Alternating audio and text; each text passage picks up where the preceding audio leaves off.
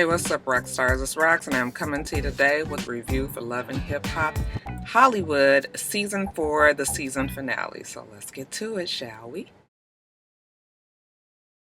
So Keyshia and Boobie have started their divorce proceedings. Okay, we already knew about that because they have been talking about it in the blogs. Although on the show, you would think that everything was great and that Boobie has this utmost respect for Keyshia Cole. I'm confused with their divorce proceedings. Okay, now it had come out, and we already spoke about this. It had come out that Boobie was asking for full custody and that he also was asking for spousal support. And shortly after that, his lawyers came out and said that that necessarily wasn't true, that he did ask for these things, but it was just a procedure that they take when going through these type of cases.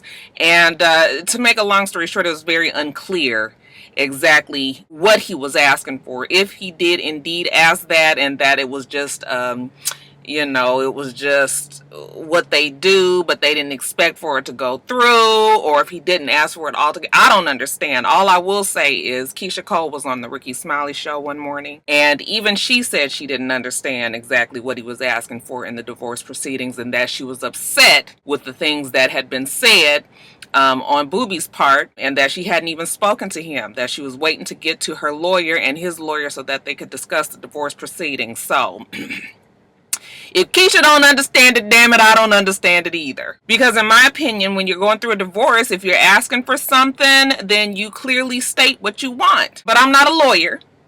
So this is where my real rock star lawyers come in. I would like for you guys to let me know exactly what they are talking about and why there's so much confusion on this divorce. Because it makes no sense. Either you're asking for full custody or you're not. Either you're asking for spousal support or you're not.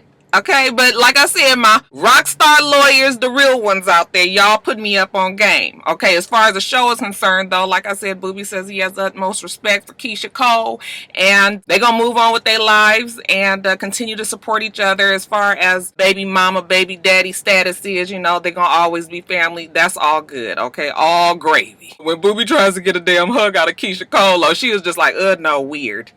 It is so funny how much Keyshia Cole just does not see it for Boobie any longer. You would never even think that these two was in love, and I know that is questionable on some people's parts when we really think about their relationship. But the funny thing about hood girls, and Keyshia Cole for sure is a hood girl, is hood girls cannot be fake if they fucking try. They just don't have it in them. So you couldn't pay Keyshia to give him a hug. Like, she's just like, ugh. I mean, she was already sort of like that anyway when they was married, but now that they have gone their separate ways, absolutely not. Okay, gotta love Keyshia Cole. Still don't see it too much for that Boobie.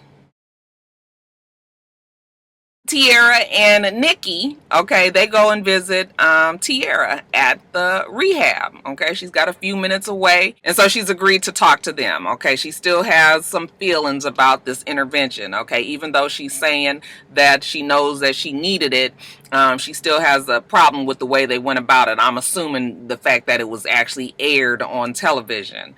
But she doesn't say that, so whatever. They meet, and she tells them that, the rehab has brought a lot of things to mind. That one of the problems that she has in her life is people that are not good for her. Okay, Moniece says, well, I would hate to lose your friendship, but if that means you being healthier and not having your addiction to alcohol, then I will sacrifice our friendship for it. Okay, Nikki Baby says, I don't really know what she's talking about because me and Teairra, I have always been there for Teairra. I can't say too much for Moniece, but I have always been there. I guess she's always been there since last season. I mean, it wasn't like Nikki and Teairra really had much of a relationship before that.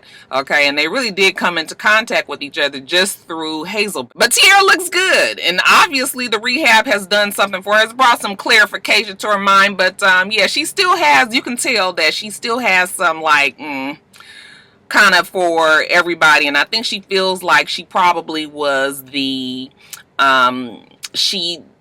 that they wanted the storyline more so than they were concerned for her, knew that this would give them some airtime and some camera time. This is what I think Teairra probably feels, not necessarily what happened, or it could have been that way, because we remember Jocelyn. Okay, this is completely on a side note, but remember Jocelyn even called out Mona about that and said that Mona was fucked up for what she did to Teairra. So evidently that was all floating around in the backgrounds of the Love and Hip Hop franchises, and people were talking about how they took it too far, you know, with that. Okay, so I'm assuming that's why Teairra has this guarded feeling around even Moniece and Nikki. What y'all think, though? Y'all think that could be part of the reason why she's funky with them?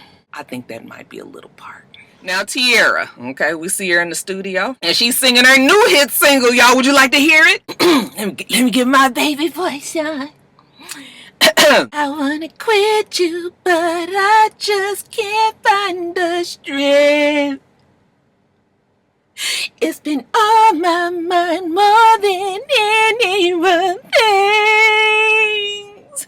I know you're no good for me, no good for me. You be bringing out the hood in me, the hood in me. I said, bitch, you better sing it. Talking about telling your story, okay? And of course, you know she is talking about old Cisco. And while she's in the studio, who should walk in but your boy Cisco? Because she say since she been back in town from rehab, you know, he been blowing up her phone. Creep squad extraordinaire. Y'all thought I forgot about the signal, huh? He comes on in and, long story short, you guys, the conversation is stupid because, you know, Cisco is feeling some kind of way for her just going off to rehab. He obviously does not understand the concept of, you know, intervention and going, okay? Ain't no time to be tying up loose ends because you have got to put yourself first and fuck everything else, okay? That it is that dire. And the fact that he's, you know, more concerned about her not talking to him, you would think that if he really did love her, ultimately he would understand that she had to go, and when she gets back, we will talk, okay? But just the fact that he's making it about himself, you know, I didn't think that you needed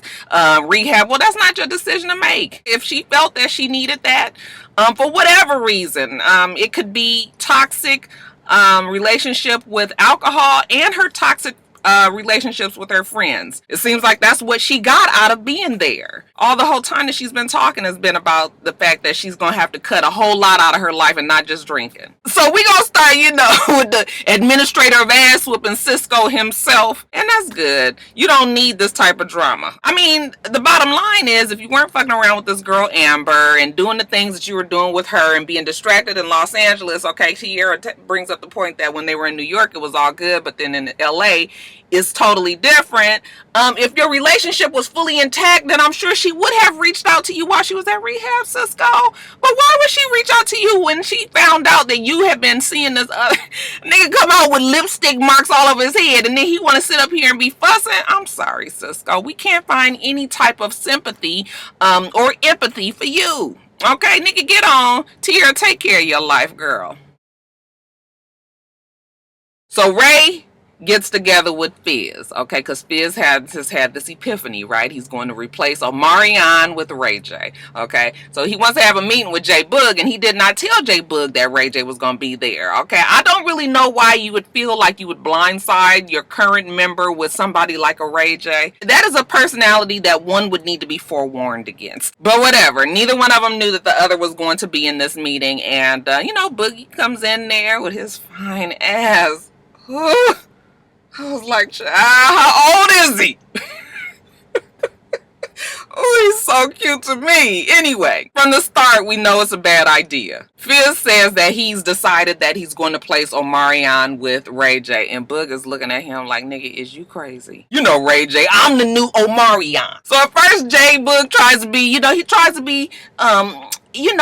to be not quite so blunt with it. Listen, I did not know that this is what we was talking about today, but this a little bit too much. Ray J, you know, I came with the artwork. I got the poster. You know, I got, you know, Ray 2K, B2 Ray. He got the damn posters of them, you know, with him in the middle. And I said, I would be so fucking offended. I mean, if I was in a group like B2K or anything that I was proud of, that I was a part of, that was large like B2K, nigga, you're not fixing to come up in here and disrespect me like this. You know, Ray J, if we craft it the right way, it could be good for both of our brands. J-Boogie is like, no, that is not going to work. I mean, none of us have had the success on our own, as B2K has had as a group. I mean, you being replacing Omarion would be just like, putting a fake Michael Jackson up there. Now, he's not comparing himself to Michael Jackson, but he is trying to explain the impact. Just like when we see TLC and they have a fake left eye, just like when you see the Jackson 5 and they got Jermaine Jackson singing Michael Jackson's parts, like, it just will never work. That is not what the people want to see. And Ray J was so offended, like, did he just call me a fake Michael Jackson? He was just like, I don't really know where all of this aggression has come from. And J-Boog was like, nigga, why don't you come over here and I will show you? And then he was just like, oh, is this what we doing? Like, nigga, we can catch a fade right now. Okay, he looking around and J-Boog was just like, we can definitely do that. He was just like, nigga, don't let this smooth taste fool you. I ain't never thought of Ray J as no fighter, and probably not Boog either. But, I'm just like, what are you talking about, Ray J? Now, y'all know as much as I love Ray J, I think he is hilarious. I don't understand where the ego is coming from. Like, yes, you are Ray J, but you are Brandy's little brother. You will always be Brandy's little brother. You did not surmount the success that your sister did in no way. Okay, when they had them damn Scream tours, and I remember my friends would go and take their little kids, and she was like, girl, we were like, our ears were ringing for like a day or two afterwards because the kids were so excited to see B2K up there on that stage. You're talking about Ray J. I don't give a fuck what y'all say. Somebody told me in my damn comments last week that One Wish was a classic. I was like, nigga, now what I do know, that is that really a classic to y'all? Oh my god, that old warbly, whiny song you guys think is a classic, and maybe I'm just too old. Like, maybe that is the other generation that you guys really can. I just have never thought that. I mean, I think Wait a Minute is better than One Wish. If I had one wish. Terrible. I mean, it wasn't terrible. It was a hit for Ray J as well as Wait a Minute, but you can't compare the two, Ray. You cannot compare the two. So, of course, when he, we can catch a fade right now, okay? And then security comes in and they take J-Boog out and, Fizz was just like, man, you still talking. It wasn't even supposed to be like that. And, he was just like, I can talk to you too, nigga. What's up? I was just like, no, Ray. No. So later on, we see Ray out and he's talking to Safari, okay? And he was just like, Lil Fizz hit me up to be in B2K. You know that shit is bullshit. Okay, nigga, you was acting for this damn show. Okay, Safari and him both laughed about that because, like I said, it will never work. And Ray knows that. He just ain't had shit else to talk about. Him and Prince have had the most boring storyline this, in the franchise of Love and Hip Hop Hollywood. Like, you guys are the staple characters, and here you guys go with this bullshit. I mean, it's fine because, y'all married and grown and shit, and you shouldn't be trying to put no bad spotlight on your marriage like that, but that ain't nothing that's gonna keep you on the show, this kind of shit. So, that's why Ray J, I think, played into this whole thing. Whatever, child. It ain't happening. Safari tells him how, his cousin came and talked to him, and, even though he loved Hollywood, it's time to get on back, okay? Reed, Mona got that check, and she's spending a few coins to send me on back to New York and see what I can, what I can do there. So, Ray J was just like, dang, the game gonna miss you. Okay, the game will continue in New York. Safari says he's going to have a going away party. He wants everybody to come there. And Ray agrees that he will be there. Later on, we see Ray again. Fizz didn't tell Boog about the meeting, so everything went sour from jump. But Fizz called me again to say that him and me and Boog need to sit down and work things out like men. So take two. It was still a little dicey. Because again, you got somebody that's protecting their damn group, and then you got somebody with a huge ass ego like Ray J. Boog says, listen, I'm sorry if I came at you the wrong way. Okay, I just wasn't expecting that. Let's just move on. Okay, Ray still got a problem. Okay, for you to say that, the group is bigger than any one of us. Boog was like, any one of us individually, nobody has been able to have the hits by ourselves that B2K was able to have together. Why is you, Ray J understands that. But Fizz says that, you know, that it was a battle of the egos, and I was just like, no, it is the battle of delusion on Ray J's part. But whatever. They decided that, yeah, this ain't gonna work. They gonna let bygones be bygones, you know, and then they have a little toast, you know, Ray J. To the individual artists. Ain't no I in team, but it's an I in win. All right, Ray. Now, Safari's party, okay, he up there with that bullshit, okay, he calls Nikki Baby up there, and, I mean, child, what? He's begging her to let him hit it, okay, and it's, like, uncomfortably, like, creepy, like, are you really doing this? But she seemed to be okay with it, and I was just like, if you like it, child, I love it, I guess. But anyway, everybody is there. Bridget is there, Zell is there, Boobie is there. You know, Bridget confronts Boobie about playing second fiddle to Brooke, and he was just like, you know, how can you be upset with me when Brooke said that she wasn't going, and then I had, you know, basically spent my money on a ticket, and I asked you, didn't you have fun? The hoe and Bridget won't let her admit that she didn't. She did, okay? Ain't never got some good D-I-C-K like that in a long ass time. You know, he basically charmed her out of her argument. You can't blame me for trying to move on, even if it is the damn same day, and even though I still have feelings for Brooke and really just used you to get my rocks off, you can't be mad at me for that. You just like, you know what? I do the same thing. You right, I can't. Okay, come on, give me a hug, okay? So just that fast, they friends again.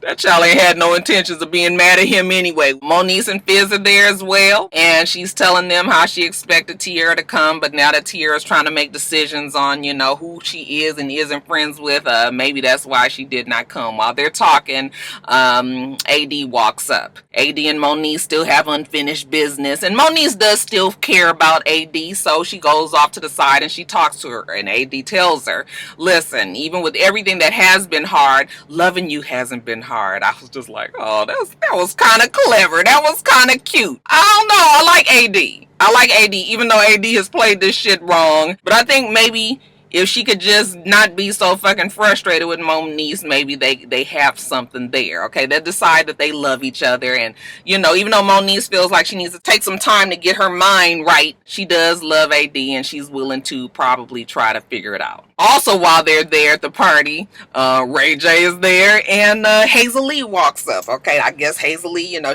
when she first walked around the corner, I was just like, oh, I thought that was Nikki. Everybody's starting to look alike on this damn show. She walks up to Ray, and he's just like, what's up, Hazel? She says, you know, Ray, I didn't really see it for Diamonds and Pearls or Safari anyway, but, you know, we go back so far, you know, that shit wasn't cooler with the sperm betting, you know, Ray J. He totally Jedi mind trick flipped that shit on her. He was just like, you know, what was the problem, though? You know, didn't you think you did, like, real good in the studio? She was just like, yeah, I did. He was like, okay, you got a banger. Didn't nobody know you was gonna get a banger, but you shut shit down. And she was just like, oh, yeah, you right. I did. Okay, so you ain't gotta worry about this whole little low sperm count issue. Fact of the matter is, you got a hit out of us. Was it a hit, y'all? Have you heard that particular song that everybody is clamoring about? Somebody tagged me in some Hazel-E bullshit this morning, and I looked at it, you know, here she go with this, I run LA. I said, child, if you want to run it, just go on and run it. Run it, baby. Whatever that entails, if it makes you feel better, then Hazel run LA. Now, this ladies' night showcase. Masika and Brooke are there, okay, and they getting prepped, I guess, to get on stage, and then we see Donatella come in, and, you know, she's just letting them know how Hazel-E not gonna be there because Masika done ran her off. Donatella was just like, you know, I don't appreciate when somebody tell me they're not gonna come because another person is there. You can't run my lineup, so, yeah, maybe it is best that you don't come. So, first up on the lineup that we see is Masika, and child, here she go with this old baby talk babble bullshit, you know, the mew mew pew pew. Let me get my damn, you know, baby talk. Listen, this is on a whole nother level of baby talk babble bullshit. Him. Baby, we can do it. Push your back into it. Show me that you're ready. If it's right, gon' do it. Baby, we can do it. Put your back into it. You can do it. You can do it. You can do it. You can do it. You can do it. You can do it. If that wasn't the most lackadaisical, I am up here, but I really don't want to be. I'm not quite too sure about the choreography, but I'm going to do it because Mona told me to. Shit. I said Masika. I was looking at Masika up there on that stage, and I was like, that girl is a pretty girl. It is a shame. If you go back to the way she looked the first season and the way she looks now, it has nothing to do with her weight gain. She's had a baby, you get older, you put on the weight. It has nothing to do with that. It's the fact that the plastic surgery has made her look so cartoonish. She was a beautiful girl. I will never understand. I know she's trying to correct some of the problems, and there is some insecurities that people have with being on these reality shows and really just having to look a certain way and be a certain way. Part of me feels sorry that she's done that to herself, because she was bad. That first season, she had them long ass legs. She was, she was cute. And even if she had put on that weight, oh, it's just unfortunate, because she was still normal looking and didn't have that whole plasticky, everybody trying to look like Nikki Baby look. Anyway, next we see Brooke and Bridget. Brooke confronts her. Girl, you gonna be singing my song that I had with Marcus? And Bridget was like, there ain't nobody singing that shit, okay? Don't nobody care about you or that damn song, all right? You going out there, you a good opening act for me. But I write hits, baby, and I win Grammys for it. So they get to arguing about, again, hoe antics and fighting over Boobie. And basically, who is the biggest thought? I'm still over these two. Bridget, this is her big moment, okay? Her fight time, okay? She pick up a damn bowl of pretzels and she gently tries to pour it on Brooke. I said, girl, that's the best you can do. I'd have thrown that damn bowl at her head if I was really that mad, okay? But she kind of pour it on her, and Brooke kind of pushes her off, and then security comes, and then she act like she really want to get to it. I said, girl, you have made a fool of yourself on this season. Brooke says that they had made an agreement, I guess before the show came on, that they would never get physical, and now she has gently placed pretzels on her breast.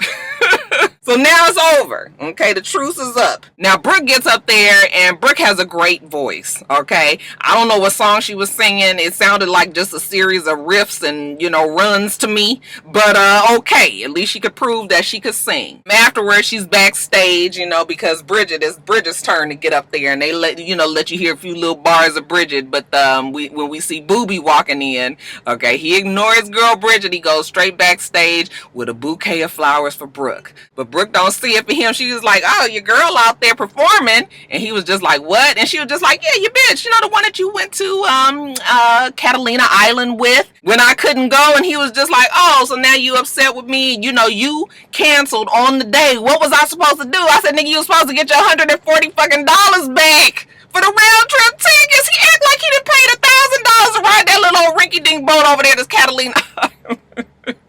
I got to remember that, he is counting all of his little ducats. Baby boy ain't got that much money. And shit, he had already asked Keyshia could he use her credit card anyway, so I guess he was just like, he might as well take full advantage. She can't be concerned with that, though. Did you dick her down or not? Okay, he don't really answer. He was just like, listen, I just don't know where we stand. And that should let you know right there that he did indeed dick down Bridget. Okay, which just still brings me back to this, Boobie is still fucking, I know Boobie is single, but we already know that he didn't have sex with Hazel and with Bridget, and you supposed to be all head over heels in love with Brooke. Okay, nigga, you can't even separate from the fucking cast. You can't go get your bitch that ain't got nothing to do with the show and go fuck on them. Oh, I don't like Boobie. I don't like him. But Brooke seems to love him to death, okay? So he flip it around on her and say that he don't know where she stands, and then that's when she was just like, well, you know what, you right. I did go back to Marcus because we got some unfinished business and we don't really know where we stand, and, I just want us to be real with each other and we always gonna be friends and blah, blah, blah. I said, girl, you was the most confused. So then, fast forward some time, and there's the hurricane. They're from Houston. Brooke tells us that her family was, fully affected by the hurricanes in Houston, and so it's kind of changed her perspective and, you know, made her realize what is and isn't important, and all this drama that she's got going on with Bridget and Boobie and Marcus and Hazel-E, and it ain't even worth it. It ain't even important. So she sits down with Marcus at the beach and she tells him that she's mad that he gave Bridget the song that was our song, okay, and that was special to her. And he was just like, well, I mean, you know, I gave her the song and everything, but it wasn't even about that. You know, we was having problems and everything, but you was making shit work. You know, he's still gonna put it all on her, okay? Now nobody seems to want to bring up the Jade bitch no more, but you was still messing around with that girl supposedly for 12 years. You was still married. This girl was trying to help you with your divorce, and then you had a whole relationship with Brooke over there on the other side too. But you still mad at her about a kiss and some innuendo between Brooke and Boobie. I mean, she ain't done nothing with him. We ain't seen nothing happen, at least on the show. So really, you got your fucking nerves, but Brooke is so stupid. Like, I'm just like, Brooke, why are you letting him put this on you? If I had to break it down into percentages, I would say that he's 75% guilty and she's 25% guilty. But whatever. She was just like, I think I was just more serious about this relationship than you were. And then he was just like, I was serious. Okay, that was his cue. I was so serious, you know, that he break out the Zelle ring. And she was just like, oh, you know, I didn't know. How would you know if the nigga was so busy with all these other women? How would you know, Brooke? Ain't no telling when this nigga bought this fucking ring. He might have bought it 2 weeks ago. And just trying to make you feel bad by saying, you know, I tried to take the ring back, but I couldn't find the receipt. Stop it with all of that, Marcus. It's not making no sense to me. And the only reason why I could feel like he might really truly be upset is because none of that was real and he knows it, but he had to go along with it on the show. But he does feel like Brooke and Boobie's thing is real. That's the only reason why I could feel like maybe he's feeling that way, because otherwise it's just like, baby, you ain't got a leg to stand on, okay? But Brooke, you know, they gonna try to figure it out. You know, it's gonna take a little step back. They not ready. He put the Zelle ring back in his pocket, and she says, okay, well, even though we're not ready right now, we'll try to, you know, figure it out. And she give him a hug, and then there's happiness on the beach again.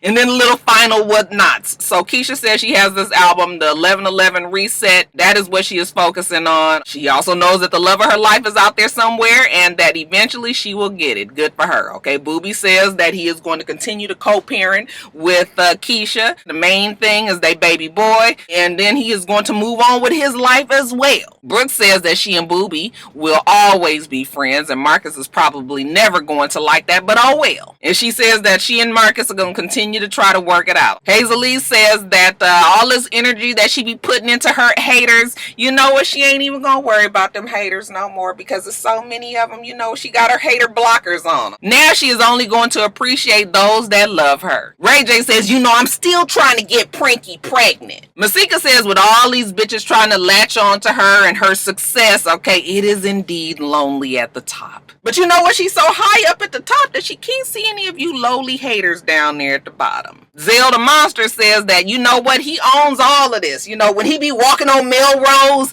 and he look in the window, okay, he got all this. Hazel-E may run LA, but you know what? He own the day and the night.